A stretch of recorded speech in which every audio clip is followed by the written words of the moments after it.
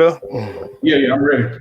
All right, yo, what's going on between the guys sports? We're back again with this guy I've been knowing for about 20, 25 years. I guess you can say something like that. We competed against each other from, I want to say like fifth grade, man, and all the way through high school and a playoff game even then. And so this is my dude, man. I got to know him a little better as we got older. And so this is Coach Marcus Ebow. What's up, Ebow? What's happening, man? I appreciate you having me on. And like you said, we go way back, man. Way back. It's amazing that the journey has brought us back together on this, platform. But I appreciate you having me on, man. I really do. Anytime, man. Anytime, man. I was talking to Jared the other day, man. I was just like, man, we've been competing and playing against each other for too long, and everybody kind of got into coaching, and it's crazy, man. You never know how your paths are going to cross when you get older.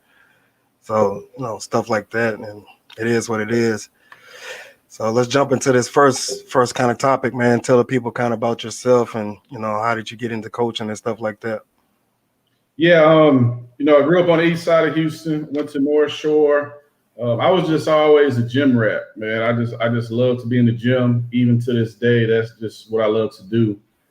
So, playing basketball, all sports, but really I started to focus on basketball once I got to high school and had a pretty decent career, playing and was able to, get a scholarship. I went on to play at Sam Houston State for 3 years.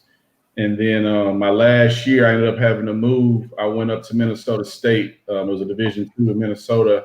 I went there, and that's actually where I got my coaching start. Initially, growing up, in high school, I had a real bad injury. I dislocated my ankle.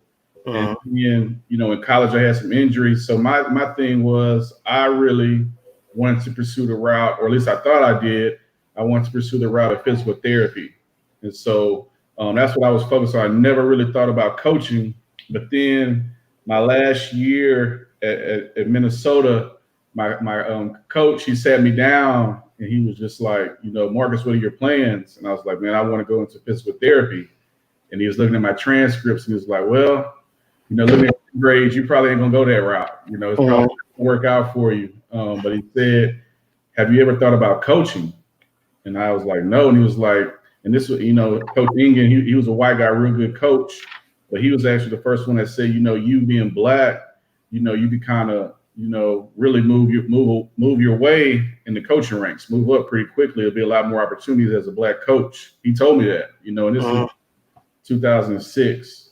And so after that, he offered me like a graduate assistant job. And so I went with that. I coached 1 year in college, and then I was like, yeah, I want to do this. And so I moved back home and got some, went back to North Shore and was a volunteer. And then from there, I just, been in coaching, high school coaching ever since. But also, too, when I was in Minnesota, I got the chance to start training. One of the alumni, pulled me to the side and was like, hey, I got, some grandkids that want to start training. And at the time, I didn't really know, what training was. I just was coaching. And so it was 3 kids, and they started coming in twice a week, and I fell in love with it. Seeing those kids, they were probably in 6th, 7th grade, but seeing them get better and better every week, for me, that was very fulfilling. It wasn't quite anything I had experienced. So that's kind of where it all started in Minnesota, and then I came back home to Texas and been coaching ever since. Okay, so you mentioned training and coaching. Like even for me, I love coaching. But for some reason, man, I really love like training, and then I get out and I go watch the kids play, and I'm like, okay, maybe they was listening a little bit. So how does that translate for you when you see that? To me, it's priceless, man. You can't really put a price on that, or it's just something that for me, it's no other feeling. It's no other feeling seeing the kid, like you said, grow and seeing those kids apply some of that stuff in real games, and just. Really, for me, too, is the relationships. You build relationships with the kids, and you have that forever. I was blessed, too, to have a lot of great coaches in my life, and I still talk to them this day. So for me, it's really, too, about relationships. But, yeah, I think with training, you're able to connect a little bit more sometimes. Yeah. With kids. Absolutely. So you I believe he started at. Well, I don't want to say he started at. I don't know where he started at exactly. I know he was at Fort Bend Marshall for a little bit, and then last year or the past 2 years, he was at Goose Creek Memorial High School out in Baytown. Just describe that season in general, how that kind of went, and how you felt. I believe it was your first head coaching job, actually. Right, we talked about training, and that's kind of what got me in the door, so to speak, with the head job. Is that while I was at, because before Marshall, I was at Clear Creek High School for 3 years. Yeah, right, all right, yeah. And so the whole time I've lived in Baytown. I got a lot of family out here, and so I would train kids in the Baytown area throughout the whole time. And so when the job came open, some of those kids, parents or whatever in the community, they kind of, gave me that recommendation to go for that job. So I left Fort Bend Marshall and came here to Goose Creek Memorial. I've been here for the last 3 years. Mm-hmm. And this year, I had high expectations. I'm always going to have high expectations regardless of what's on the roster. But my goals were to make the playoffs and 20-win season. And we came up just short on both of those. We won 18 games and we missed the playoffs by 1 game. Wow. We had a shot on the last game of the season. If we would have won, we would have had a play-in game, but we ended up losing.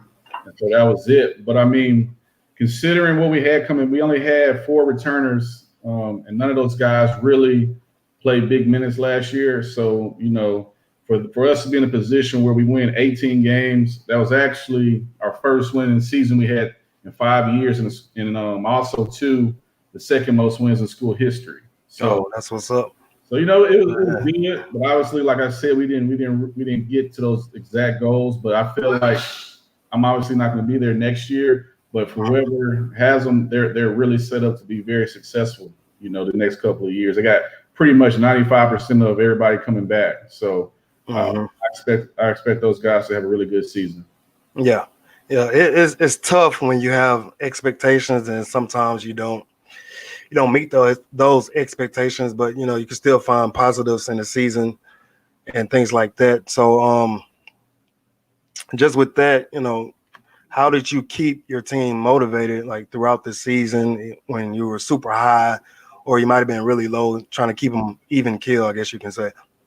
Yeah. So we started off the season 0-2. We lost our very first game, and that was just, we got beat. And then our second game against Barbers Hill, we had it and kind of gave it away in the last minutes.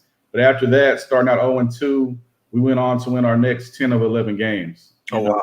So that was pretty big. But the thing was, too, it was a young team. And I was always trying to get them to understand, hey, we're winning early, but it's really going to matter, when we get to district play. And so I think having young guys, trying to get them to understand, hey, we can't, get ahead of ourselves. We can't we beat this team in November, December.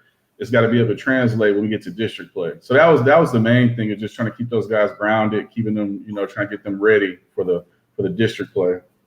So did you have any like sophomores or freshmen on varsity this year? Oh yeah, we had, I think at one point we had 8 sophomores, something like 7 or 8. My top 3 scorers were sophomores. Oh wow. Yeah, top 3 scorers were sophomores. So like I said, it was growing pains, but I feel like I said, next year they're gonna be ready.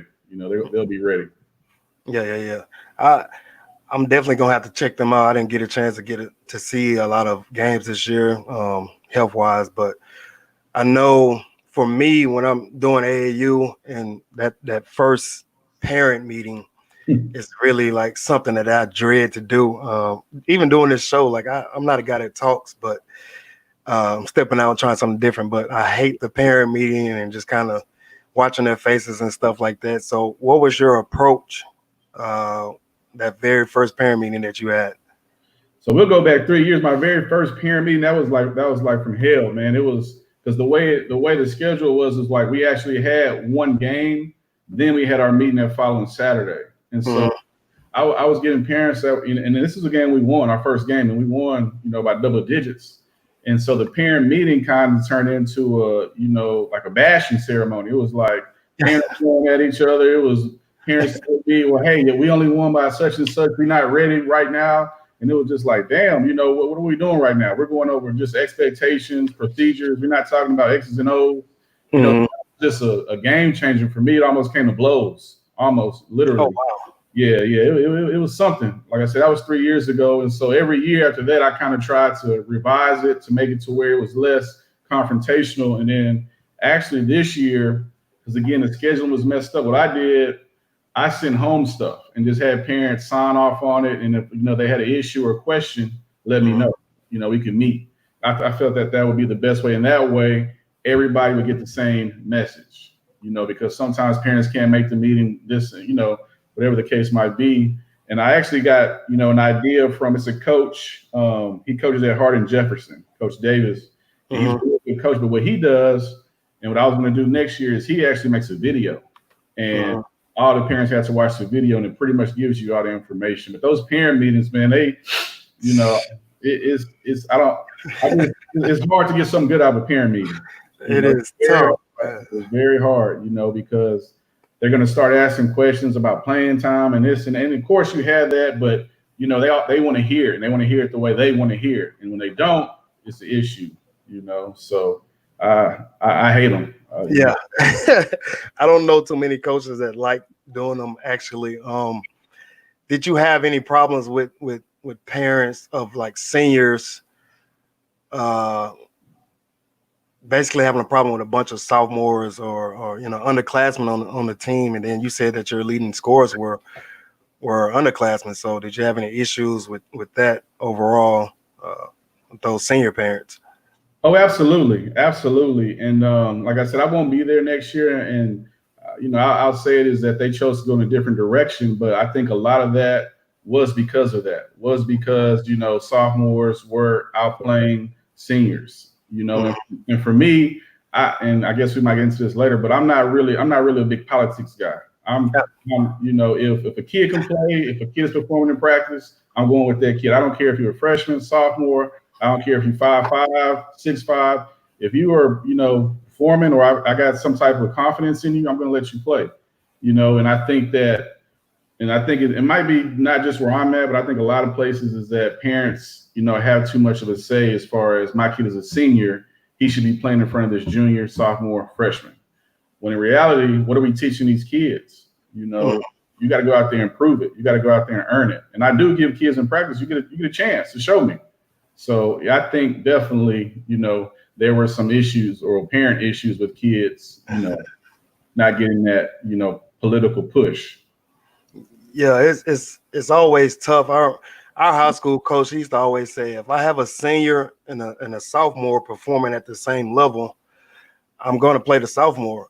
It's just it's. I think a lot of parents don't really understand the dynamics of coaching. It's easy to coach from the stands, but your job is on the line, and you have to play the best players, and feel out how the game is going and stuff like that. But we had a sophomore that played over some seniors when I was in high school, and it was a mess, I guess you can say, overall. And I guess they just kind of didn't understand. I was a starter, but I saw it. I'm just like, well, this young kid is getting it done, and then the seniors is not getting it done, even though they were my classmates. It was just like you got to put out your best group of kids to win. And so I don't think parents really understand that overall and stuff like that. And with we had two sophomores, I believe. I don't know how many y'all had on y'all team, but we was like 15 deep or something like that. But we had two sophomores, and I think a lot of these kids now are getting better overall. So that leads me to my next question. With you being from the greater Houston area, what's the difference in basketball compared to when we were playing? For me, I think, and it's kind of a double-edged sword, is that I think it's too many options. I think it's, kids can go play here one day, go play here the next day, they can move here, move there. It's just way too many options. These kids aren't, and I understand some circumstances where a kid has to move or needs to move, but I Mhm. think when it's solely off of basketball and you're moving because of that, because you don't want to compete or you feel like the coach, didn't do this, didn't do that. I just feel like it's too much movement, and it's too easy, for kids just to, because they have the resources now. Back when we were kids, it wasn't no just, well, okay, I don't like coach today, I'm going to leave. You know Yeah. what I'm saying? It just wasn't that easy. And for me too, it's a pride thing. A lot of kids back then had pride, like, I'm not going to just leave. I'm going to try to fight it out. You Mm-hmm. know? So I just think it's way too many, opportunities, and also to the political side of it, politics. It's going to be there regardless or not, but it's always something. It's always something, and it's just, and that's why I like we both know Jim Hicks. That's my uncle. I call my uncle, but that's why I love his event, Rucker on Wood. Mm-hmm. Because for me, the politics are kind of, for the most part, eliminated, and you get to see kids competing. Mm-hmm. You're not running, and even some of those kids that don't go, I'm like, why wouldn't you go? Why wouldn't you go? Compete. And like I said, I think that's one of the best events that you could kind of put together. I think there should be more, instead of training is good, but I think there should be more open runs where kids are coming together and playing together, Mm-hmm. with each other, not worried about which team you play for, which high school you play for, but just come together and competing. I would love to see that happen. Yeah, it definitely needs to be more events. I want to say the very first Rucker on Wood was when we were going into our senior year, and it was at Hightower, I believe. And that was the first time I really got to see some other dudes.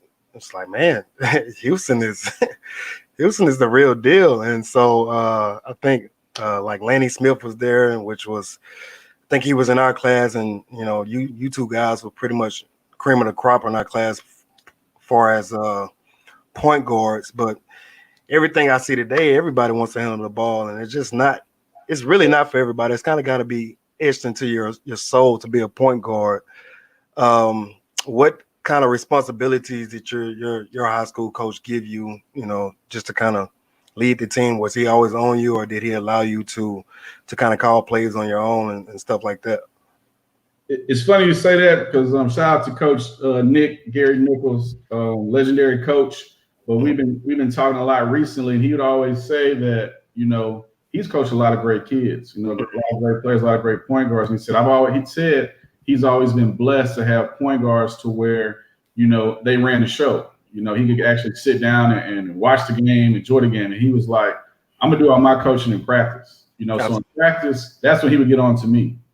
And in the games, he would let me play my game, and that's what would help me to be successful. Is like I was confident that I could play my game. I wasn't looking over my shoulder, but he was basically telling me, "This is your team. You run the show. You call your plays. You do what you need to do to be successful." Mm-hmm. And I kind of took that and ran with it, But I think it's key for good point guard. Like a good point guard should be an extension of the coach on the floor. He should be the coach. He should be, getting guys where he wants them to get. So. I kind of got the keys to the show and was able to play. Yeah, y'all junior year, y'all really had a great team. If you didn't get hurt, I'm pretty sure y'all would have been in the regional finals against Willow Ridge that year. I think y'all had like Cedric Smith and a couple other guys, and Kirsch. I think Kirsch was on that team too. That group was really good, man. Our senior year, we played y'all, I believe, 3 times. Yeah. 3 times. Once at the Campbell Center Aldine tournament, I believe, and then like a week later we played y'all at home, and then we ended up playing y'all in the playoffs. So I literally got tired of playing against this dude, man. It was crazy between you, Nick, and Pat, and people like that, and Kirsch. Do you still get to hang out with those dudes, man? I still hang out with Jared and Larry and Cliff and people like that all the time. Oh yeah, man. And there was another guy, JD. I just literally got off the phone with him. But all our guys, we all are still tight, man. We got a group chat, group text.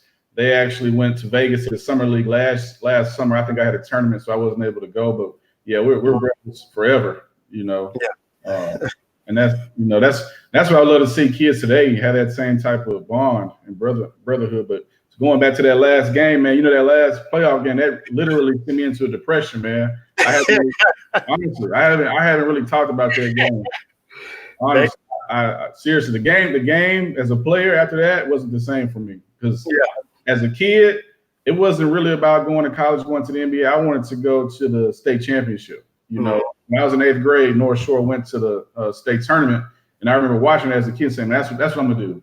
That's what I'm playing." And so the way we lost to y'all and all the years that we had playing against in games like that, to lose, in that fashion, a half-court 3-point shot at the buzzer, yeah, it sent me into a real life depression. So, I bet, man. I was sick that game because that was one of my worst playoff games in history, man. I couldn't. Y'all wouldn't let me score. Y'all wouldn't let me do anything, man. And what's funny is we talk about this all the time. The timeout before y'all scored the last play, our coach was like, "You got to watch Ebow. He's crafty. He's crafty." And sure enough, you throw a backdoor pass. I want to say to Kurtz. It was. It was. Yeah. Y'all were in that zone. Y'all were in Yeah, that we zone. were in a 2-3 zone, and a backside defender, he wasn't paying attention.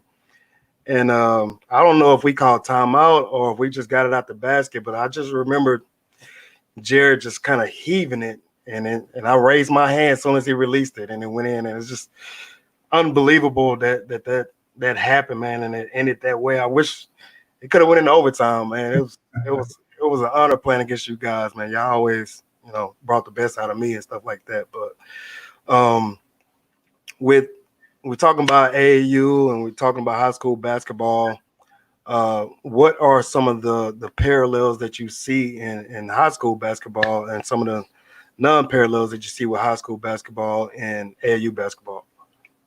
I think we touched on a little bit, but I just think the moving, the movement, the transferring, I think that's happening in both of them now. It's like I said, for me, I think it's a problem. I think it's a problem. I think that's something, and honestly, I really don't see too many parallels with it right now. I really don't. I think it's two different beasts. That's kind of where I stand on that. I just don't see a whole lot of similarities with it. Yeah, I played with one AAU team my whole high school career, middle school career, whatever you want to call it. You played with the Northeast Bulls, I want to say, for your high school career, and it was just, we didn't travel a lot. Y'all might have did, but I don't know. We didn't travel a lot. I never got out of Texas. Far as AAU, these kids don't really seem to appreciate the what I want to say, the capacity of AAU basketball, getting to go to Vegas almost every summer, or going to Kentucky or going to New York. Those are some places I still haven't been. I've been to Vegas, but stuff like that. Did you guys get a chance to travel out of the state when you play AAU? Yeah, we did. Like you said, shout out to David Rodriguez. He was our coach with the Northeast Bulls, but we went to Vegas a couple of times. We traveled all over Texas. We would load up in the van and go. And then, as I got older in high school, I started playing with the hoops. Mm-hmm. And we were able to go to the Bob Gibbons Classic, stuff like that. So I was able to go play around the country. And that was good. But the thing too, again, you still, back then, we still played against each other. We still played against the best kids. Like when it was in Houston, we played against the best kids in Houston. Mm-hmm. There wasn't no ducking and dodging. It was, let's go play, and that's what I wish we would get back to. Absolutely. Again, you go to the politic thing. That's the last guy I interviewed, Coach Sadell Lamb. That's one of our favorite sayings to say is no ducking, no dodging. I'm going to get that copyrighted one day, but that's my favorite thing to say, man. Like, throw the ball up and let's go play and see who's the best, man. At the end of the day, you shake hands and you shake the referee's hands, you go about your business. I think a lot of programs, they tend to, duck away from competing against other teams they may have a 5-star player or whatever, the best player in Houston, whatever it may be. Sometimes you just got to play, man. And then I don't think people understand that as much. And you're doing AAU as well, and you landed with John Lucas 3, JL 3. How did that transpire, and how's that experience been since you've been there? So when I first started coaching in high school, I had a couple of guys, ask me, "Hey, why don't you come do this summer ball thing?" And I was always hesitant. I was like, "Nah, I'm not really trying to go that route." I heard about it, seeing some of the grime stories, stuff like that. And then finally, I got to a point where I started. When I was at Clear Creek, I started with Prep Star Elite. That was with Coach Pillow. He's the head coach at Pasadena. And then another parent had asked me a couple of years after that. It was a local team in the League City area. And then Clyde Jackson, he's with the Hoops now, but it was first to start off with the Gulf Coast Blue Chips. Yep, no doubt. he asked me to coach one of his younger teams, and those kids who are now that group now that's the class of 2022. You know, they got a lot of good kids. So I had a couple of events with them, and it got too political at the time. So I stepped away, and I wasn't doing. I was working tournaments with for Hicks and Brian Jolivet, and Richard Law reached out to me. Another great Houston high school product. Richard Law reached out to me, and he had a group that they were with the Hoops, you know, and this was a team that had Bryce Griggs, you know, he was on that team and a bunch of other athletes in that class. And so I went with him for a couple of seasons. And then I think it was last summer, he ended up switching over to JL3 with John Lucas. And so it's been fun, man. Just like I said, a lot of it too is just I've built so many relationships with some of those kids. And I'm just, you know, social media is what it is right now. As kids always want to say, I'm blessed to get an offer, you know. And so it's a lot of kids in that class that are getting some offers right now. And my thing is I can't wait to see what actually happens when they're seniors. You know what I'm saying? See how those offers hold true. But it's been a great experience. You know, we go all over the country playing. You know, we've been able to practice at the Rockets facility. You know, so I think to me, it's one of the best, you know, situations out there. You know, get coached by Coach Law. Coach Lucas comes in there. He gets on their ass every time. Coach Lowe, Marlon Lowe. You know, it's for me, it's just being good or surrounded by other, you know, great basketball minds. So I see it as a big blessing. Yeah. So do those kids, do you think they seem to kind of appreciate what they're into? That's the thing, man. That's what I'm saying. On those kids, when we first started, when those kids were like 6th, 7th grade, we were traveling because our sponsor, our guy, he takes care of us. So we the best hotels, and some of the kids, you know, when we was growing up, when we go to a tournament, shit, I'll be happy with we got McDonald's. You know, went to the gas station, we got a Gatorade. These kids, you know, they turning down, you know, full course meals. You know, so I don't think they quite get it. You know, and I don't think it's really their fault. I just think, you know, it's just kind of the way times are right now. Yeah, the times have definitely changed. I remember we used to go to tournaments and we would stay in the Motel 8. Exactly. And we would have like 4 or 5 rooms, but everybody on the team would end up in one room. We weren't on the phone all the time. And I think that's how a lot of our relationships kind of started, just kind of hanging out with people that we really didn't know. We had people from Aldine and Sharpstown, and we ended up in the same room, even though everybody had their own kind of different room in the Motel 8. But now kids want to stay in the Hyatt or whatever you want to call it. I can't think of the high price hotels, but it's just like, man, I just need a place to put my head and let's get ready for the next day. So that's a change that we see in AAU as far as travel. But what changes would you like to see in AAU as far as like basketball and stuff like that, the play of basketball, especially in Houston? What I would like to see, and I've told people this before, what I would really like to see is I would like to see better scheduling. I think that besides the live periods, that especially in the Houston area, I would love to see for, you know, event operators to come together and get on the same page and, you know, have events not on the same weekend. Have events, because I know it's probably a lot to do logistics wise, but I feel like there's too many events that go on the same weekends. You know, it's hard for me, you know, to see one event on the south side of Houston and one event on the north side of Houston, wherever, you know, on the same weekend when you got premier players, premier teams playing. So I would love to see, like, you know, and I know it's hard and guys gonna have to swallow a little bit of pride, but it should be to where that, you know, events don't need to coincide with each other because it's taken away. So if they could get to where, you know, they schedule these things to where it's, you know, one weekend is this organization, one weekend is this organization, I think that would be better for the kids, you know, and just better for the city to, you know, to see. So I just think it all starts with, you know, the scheduling. Yeah, I want to say it's a money thing. I really can't say that. It's just, you know, every program wants to put on their own tournament to kind of support themselves, and I get that.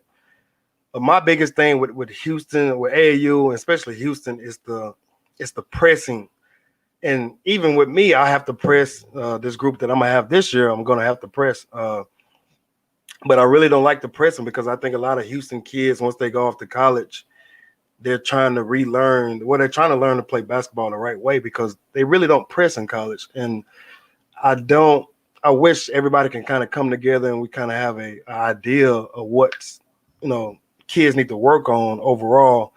Do you see any problem with the pressing and the fast play, or is it just kind of right or just right or whatever? And that's kind of why I said too, I don't see any parallels because, and I don't know if people quite understand this, but the thing with summer ball and versus high school ball is that in the summertime you're playing, 2 to 3 games a day, and Mm-hmm. with that you only have 2 referees. Yeah. And so people don't understand the impact that it has when you only have 2 referees. And these referees been, officiating 20, 15 games a weekend. So half the time they might not even cross half court, or half the time they're tired as hell. They're not going. They gonna get paid regardless of who wins or overtime. They're gonna get paid the same amount of money. They don't get game knowledge, so they try to get the game over with most of the time. Mm-hmm. For me, it's a whole different game when you're talking about summer ball because it's a lot faster. You can play a lot more. You can, you're not getting calls. And then you come over to high school ball, you got 3 officials, and depending on the official, they gonna blow the whistle, 50 times a game. So the game is a lot slower. So that's why I'm saying I don't think you can say that summer ball is just hurting high school ball because it's just too different. To me, it's 2 different dynamics. Yeah. 2 different sports, kind of basically in the same thing. So Exactly. 2 different, that our high school coach, we played slow, and y'all kind of played kind of methodical, I believe. We didn't really have an all-season program. I don't know what y'all all-season program was like, but thinking back, you played for Coach Nichols, and then now that you're a coach, what advice would you give to younger athletes that you wish that you received, coming up? The first would be to take care of your body. Like I said, I had a really traumatic injury, and once I was cleared by the doctor, I didn't do any more rehab. I didn't know any better. I didn't do any more rehab, so I never was the same player. But I didn't at the time. I didn't know it. And then also too, besides taking care of your body, is that younger kids really need to network. Mm-hmm. Me and you come together 20 years plus later, off of mutual respect.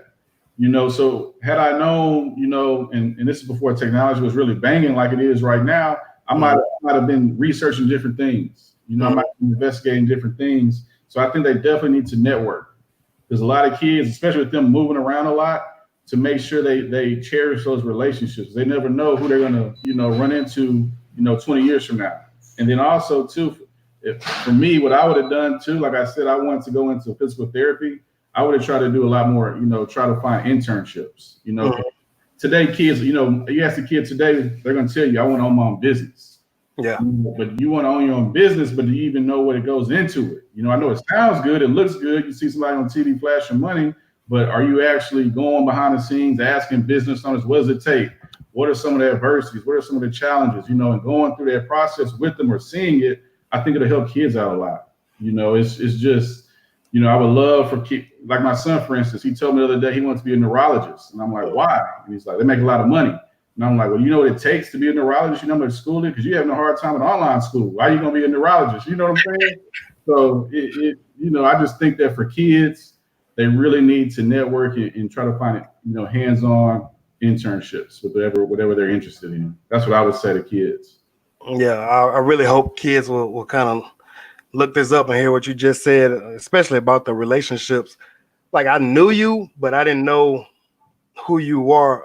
I think the very first time we kind of sat down and talked was, I want to say, a tournament at Jones, and we were kind of waiting in between games. I think me, you, Pat, Jared, and some other folks, and we just that was the first time we ever just kind of had an interaction. And it was like, and these dudes kind of really cool. Like, even though we're playing against each other, it's cool. And these kids get to know each other through Twitter or Instagram or whatever it may be. They never really get to sit down and talk with each other and realize that they kind of, whatever school they're at, they might be going through the same thing. And especially with technology now, if I knew back then what I know now, I would all these highlight tapes. I would be kind of picking from the best player, seeing what he's good at. Let me incorporate that into my game. What he's not doing or what I'm doing, and kind of see what's going on. I really hope that they kind of figure it out overall. And again, it's a lot of training and stuff that goes on, but you got to watch players. Film is great. I love watching film. And then you spoke on, I think you said Jim Hicks, just kind of doing research. Your son said he wanted to be a neurologist. When I first started doing this, Hicks was like, pick my brain. Like, that's what I'm here for. And I still haven't. And so I need to. But I wish the kids would just kind of listen to what the old folks are saying. And we, as kids back then, I guess we kind of figured that we knew it all, but we really didn't. So it's just crazy that you said that. My next thing is your biggest joy from coaching. What do you get out of it? And and with your players that you train and coach over the years, what do you hope that your players have learned from you overall? I just hope that they understand the passion that I have for them, and like I said, any kid that I coach, I love them. And I tell them that all the time. I love you, because for me, it's a blessing to coach a kid. Like I don't take it like I don't take it lightly. And recently, now that I'm kind of been in there for a little while, I'm starting to get those kids that reach out to me with graduation notifications, like I graduated from college. I had a kid who I coached as a freshman at Marshall, who's now he just graduated from Yates, and him just sending me his graduation info. Like that was big to me. Like say like, Coach, I'm graduating. I did it. My GPA is up. Another kid I had that just graduated from Prairie View, and he's not even playing basketball, but just the fact that he's still keeping we're still keeping in contact. That's just for me, like I said, it's priceless. The relationship side of it. So that's what I get from it. I'm not going to ask the kid to give me money or when you make it here, do this, do that. No, it's not about that. It's about, hey, you're being successful and you're doing things the right way. So that's what I try to do for kids. To be a stand-up member to society, I guess you can say, is what I like to see kids be. I had kids that's I think they're like 24 now. Dang, that make me old. Exactly. Exactly, man. They're 24 now, and I have an ex player, and he's about to have a kid, and he's a husband and stuff like that, and it's just like, wow. I just really hope that the kids that you coach, appreciate the time that you giving them, and because you got your own family that you can be dealing with, and your own kids that you can be coaching. And how does your wife kind of handle, being a basketball wife, I guess you can say? How does she handle that? Oh, she's the best, man, and that's the thing I was going to kind of touch on there, but that's the thing is in kind of why, like, people say it's a profession and don't make it personal. But for me, it's personal. Mm-hmm. And my wife, she's real big on team bonding. So she'll pop up at practice with a bag full of cookies and ice cream and all kind of stuff and set up the film room and have team bonding events. So she's my best. I love her to death. My most important person as far as this. The best assistant coach, the best wife, the best counselor, that I could have, and she's a big part of why, I've had some success. But early on, it was a struggle with coaching, trying to balance it out, but one thing I will say that I've tried to do, Coach Tang, who was one of my mentors, he was my YMCA coach, who's now at Baylor. Mm-hmm.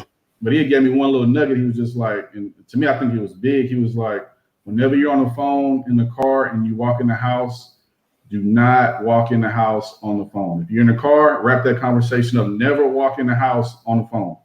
And, that's something I try to do. It's like when I walk in, I try to give her all the attention I can. But I think that's big, too, because a lot of coaches, they get caught up in, I gotta do this. I got to have that. I got to, and put that family on the back burner. But her and my kids. Mm-hmm. Both of my boys hate basketball, but you know what? They're at every game. They might be running around, but I've got all the support in the world. So I'm truly blessed. That's what's up, man. Shout out to Mrs. Ebow. I met her a couple of times, man. She's really a nice person, really good person. And You talked about your coach Gary Nichols. Uh, what school is he at now? Is he He actually retired. He retired. where did he retire from? Marshall, Fort Bend Marshall. Okay, okay. So what about him that that you took from him that you can remember overall that he kind of taught you and let you do as a high school player? What things that you incorporate that he said into your coaching philosophy? One of the things that I took away from was that he told me, and this I think this might have been my sophomore year, and I was starting as a sophomore, but he said, I think I had a rough patch or something happened. I think might have been the game we played against Willow Ridge. I think I might have got dunked on. Something happened, Mm-hmm. I was kind of down. I was down, and he told me, pulled me aside. He said, "You guys just got to understand, it's a thin line between confidence and cockiness." And he said, "You got to stay confident." And that kind of that always stuck with me. It was like, no matter what, I got to be confident. No matter how bad things get, what happens, I got to stay confident. I can't be shaken with my confidence. And so that's kind of what stuck with me. And then just being accountable. Mm-hmm.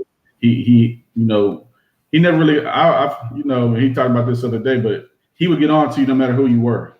No matter if you scored 30, whatever night before, he was always holding kids accountable. And so that's something that I always try to do too. Is even the best players trying to let them slide.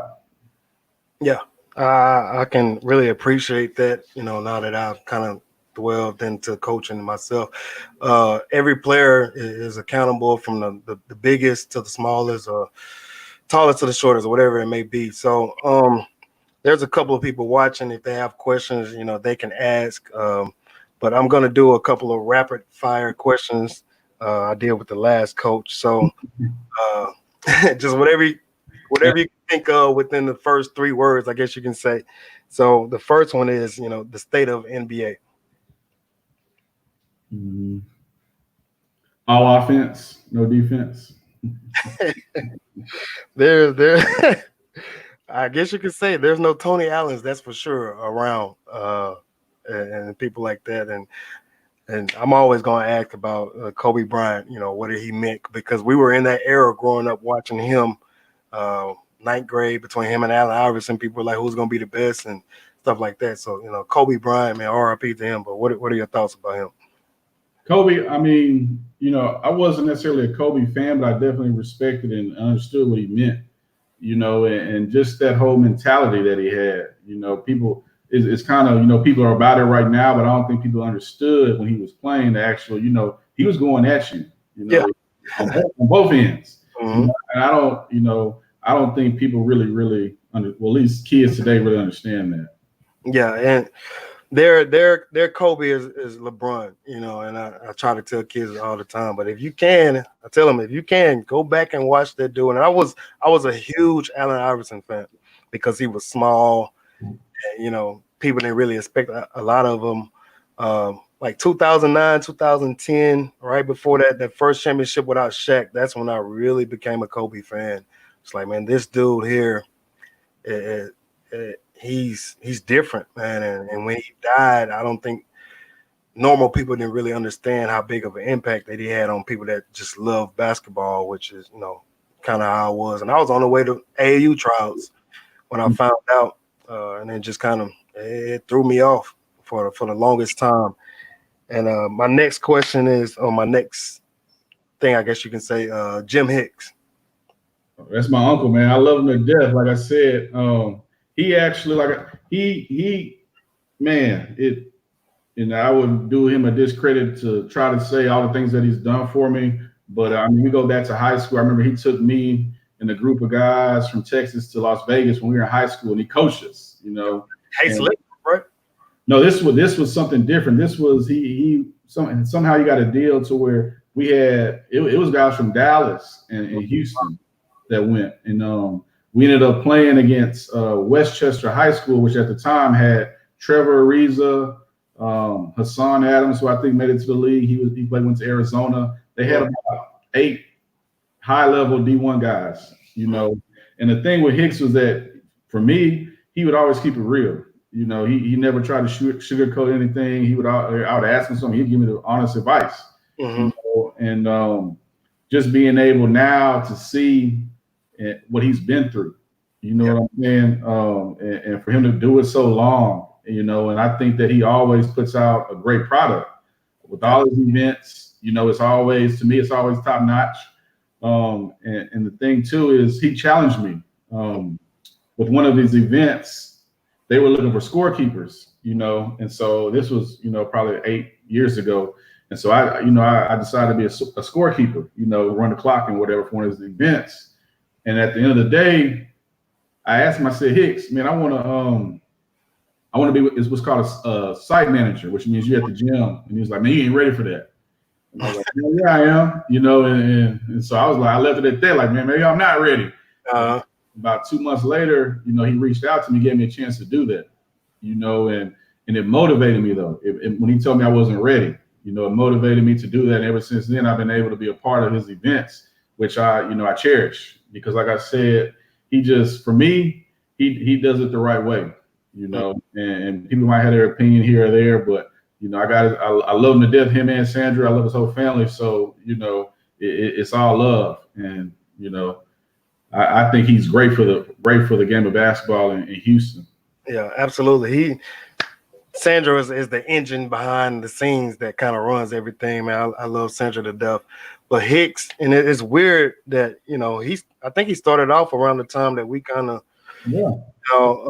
and he's still doing it to this day. And I really hope that the people of Houston and just basketball in general across the nation appreciate what he does for basketball. I hope he gets like a Jim Hicks day one day in Houston because he deserves it, man. He doesn't show any favoritism. He's straight and narrow with it, and he does a lot for the city. He gives back and everything you can think of. And just shout out to Jim Hicks, man, wherever he's at right now. And so he's really good people. We already spoke about Coach Nichols, but I want to just in a couple of words, what does he mean to you overall, Gary Nichols? I think the main thing that I take away from Coach Nick is the relationships that he builds. Like I said, my year there as an assistant with him, it was before school even started. I went up there to help him, like with inventory, something like that, whatever the case might be. But around lunchtime, I went with him to run some errands. And so we went like to, the cleaners, the drugstore, but every place that we stopped, somebody stopped him and asked him how he was doing. And none of them really talked about basketball. It was, Coach Nick, how you doing? Stuff like that. And to me, that was just huge, because for me, that meant that he did things the right way and people respected the way he did things. You know what I'm saying? So I just think the way that he builds relationships. And another quick story is that that day when I told you I got hurt. So I was at the game. We had just got finished playing. Okay, exactly. So you know what it was. So yeah. So I'm carried off on the stretcher. I go to the hospital and I go home. And I'm in my bed, just I'm under sedation from the medicine. And all of a sudden, I hear air brakes outside. And when I looked out the window, a school bus was pulling up in front of my house.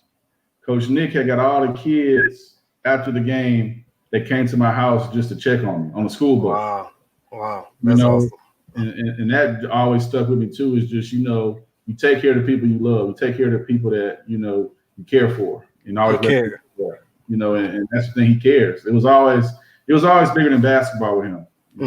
So that's definitely something that I took away is, and that's why I try to coach passionately. Gotcha. The last one, and there was a couple of people that checked in today. This was kind of a quick turnaround for us. But your parents, man, just what do they mean to you overall? Without them, there's no me. Without them, there's no me. And they always had a saying that they would tell me was like, you do what you're supposed to do, we'll do what we're supposed to do. And for me, that meant just being a decent kid and making good grades. And when I did that, they always allowed me to go play basketball, put me in the camp, put me in the league, make sure I had some good shoes to wear, stuff like that. And so that's what I kind of try to do for my kids too, is make sure as long as they're doing what they're supposed to do, I'm gonna do what I'm supposed to do. And they always just, especially what's going on in the world today, they always just tell me treat people with respect. Mm-hmm. That was something that never even it was just taught from day one. So I just think for them just being solid and a great support system. Yeah, shout out to your parents, man. It's just kind of like my parents. It, my mom and my dad used to always say, "Ain't nowhere in Houston that you can go that somebody's not gonna know you." And just kind of, and as I got older, man, I started figuring it out. Like, man, I can't go nowhere without somebody be like, "Man, you such and such child." I'm like, "Golly, man." And so I really, I really hope these kids understand what their parents sacrifice, and just to kind of keep their name right. Overall, don't do anything to embarrass them and stuff like that, especially with Twitter now, Instagram. Don't hit send if it's kind of controversial and stuff like that. And I just hope that kids figure it out overall. And there's plenty of good kids, man. All my kids that I've coached been good. They kind of went on their own path. Some have graduated. Some figured out that college wasn't for them. They got a job, and as long as they're being good citizens and upstanding people, man, I'm all right with it. So, anybody else, if y'all got any questions for Coach Ebow? If not, we're gonna get ready to rock out of here, man. Ebow, you got anything else to say? Yeah, I meant to get with you earlier, Yeah.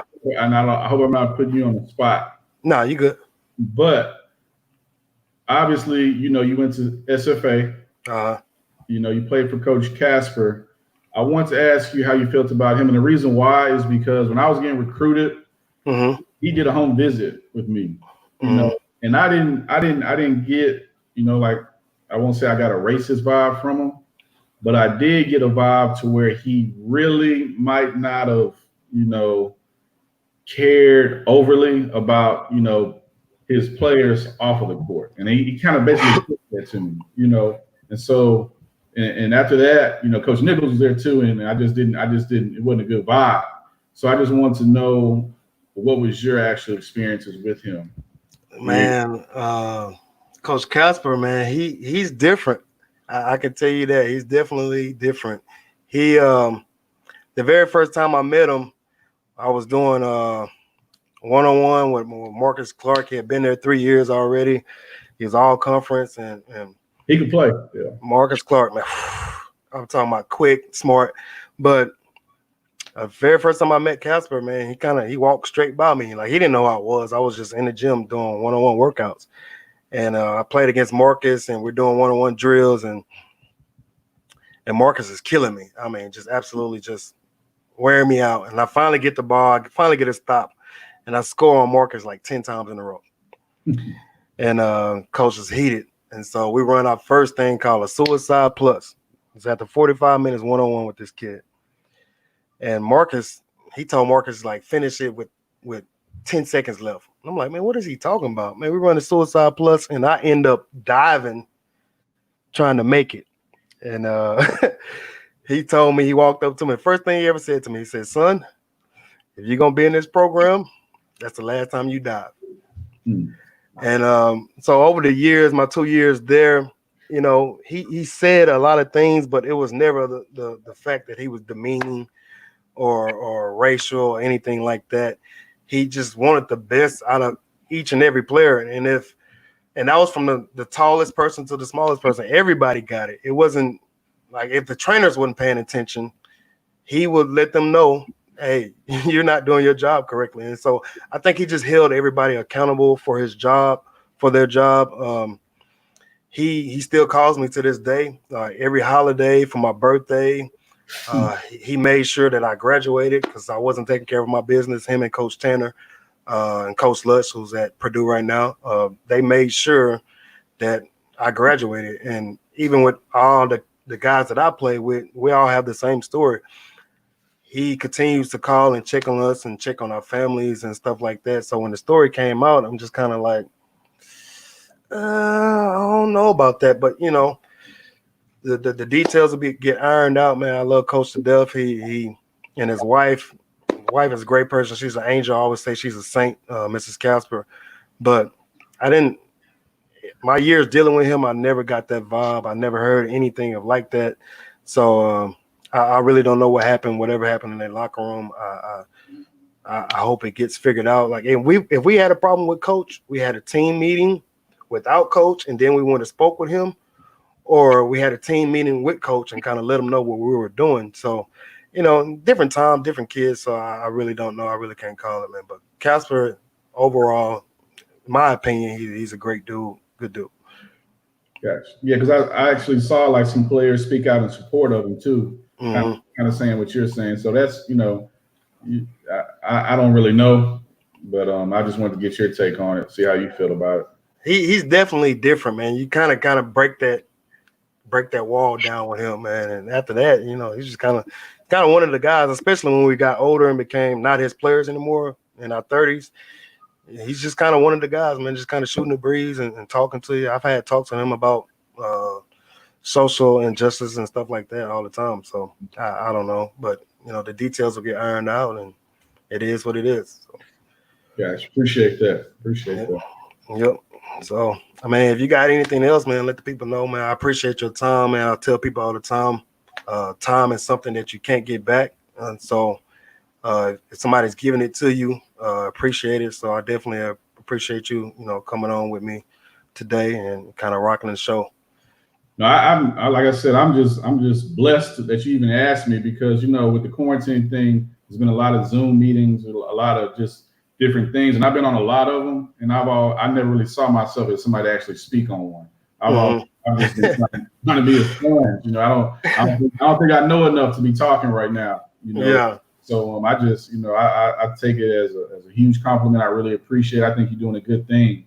I hope you keep pushing with it. Whatever. I'm not sure exactly where you want to take it, but I definitely see big things for you. And I salute you for getting out there and even trying. Appreciate it, man. Appreciate it, because I hate talking, man. I really do. I really hate talking. I hate public speaking. I hate all of it. But God put it on my heart to kind of try something different. So I'm gonna listen to him and move forward. So there you go. Amen. Hey, you're doing a great job. So just keep going. All right, appreciate it, man. All right, people, man. We finna get out of here. Thank y'all for tuning in, man. Until next time, we out.